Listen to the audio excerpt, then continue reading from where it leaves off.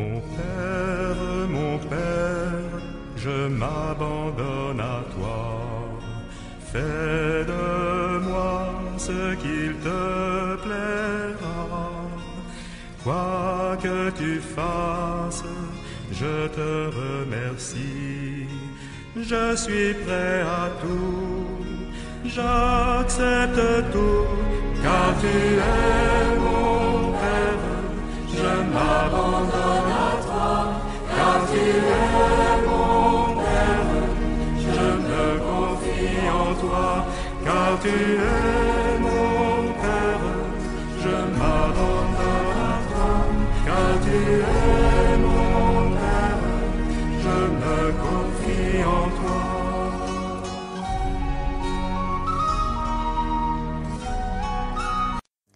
Bonjour à tout le monde et bon dimanche. Je vais vous partager les paroles de Dieu du 4e dimanche de Pâques année B, dimanche du Bon Pasteur, journée de prière pour évocation. Et écouteront ma voix, il y aura un seul troupeau et un seul pasteur. Jadis, verset 16. En écoutant les paroles de ce dimanche, nous devons se rappeler que Dieu nous a tous appelés par le baptême. Nous sommes prêtres, prophètes et rois. Par le baptême, nous sommes appelés et en même temps envoyés.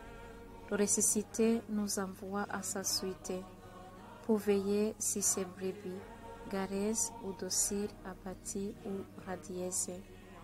En ce jour où nous prions pour ceux qui se sentent appelés à un don radical d'eux-mêmes, créons rappel universel à faire route avec le beau berger.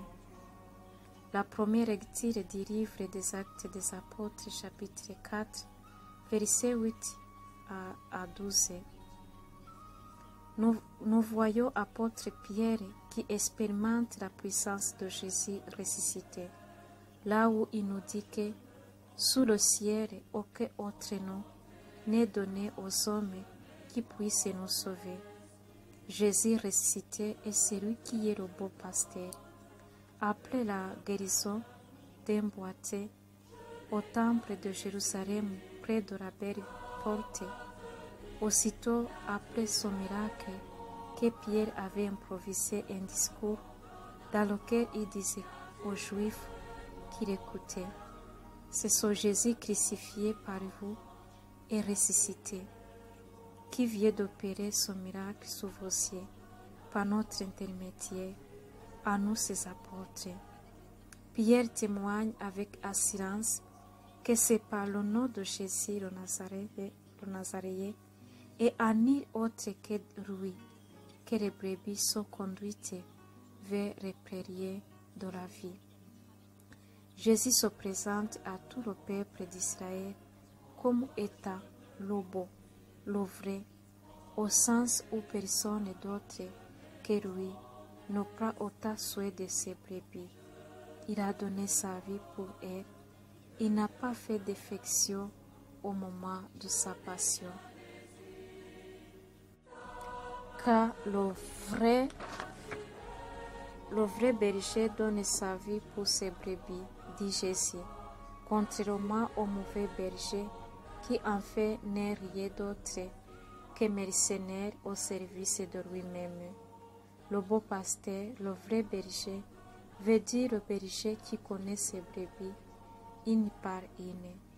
Il n'est pas le chef d'un vague troupeau où les brebis seraient prises ou moins nombreuses, où elles seraient anonymes.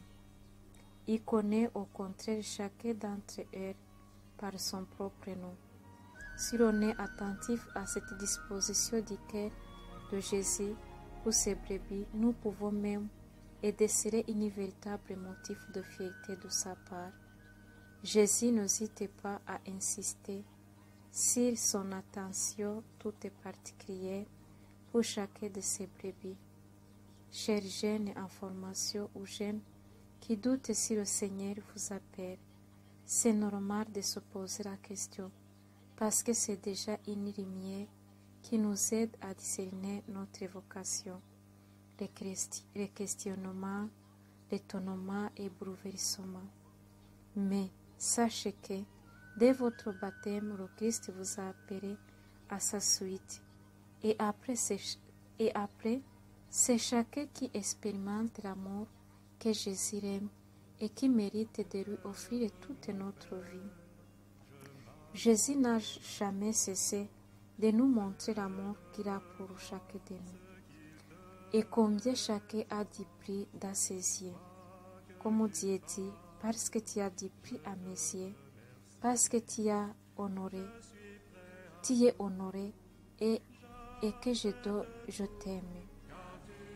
Je donne les hommes à ta place et des peuples pour ta vie.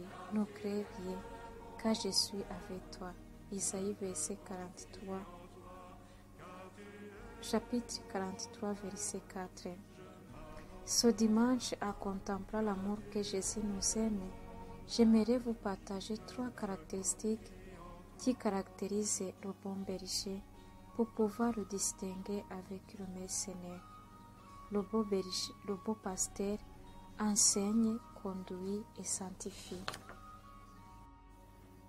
Le beau pasteur sanctifie. Jésus dit, je leur donne la vie éternelle, c'est-à-dire il nous sauve du péché et de la mort, il nous donne la sainteté. Jésus sanctifie parce qu'il se donne lui-même. Le beau pasteur donne sa vie pour ses brebis, pour qu'elles soient sauvées. J'ai aimé cette expression qui est dans la fiche 2e de notre travail de la congrégation d'évangélisation aujourd'hui qui dit que celui qui aime se met en mouvement, sort de lui-même et attire les autres en se donnant et en tissant une relation qui génère la vie. Déjà à regarder les caractères du beau pasteur, nous nous rendons compte que, en suivant Jésus de plus près, nous sommes appelés à l'imiter et faire comme lui.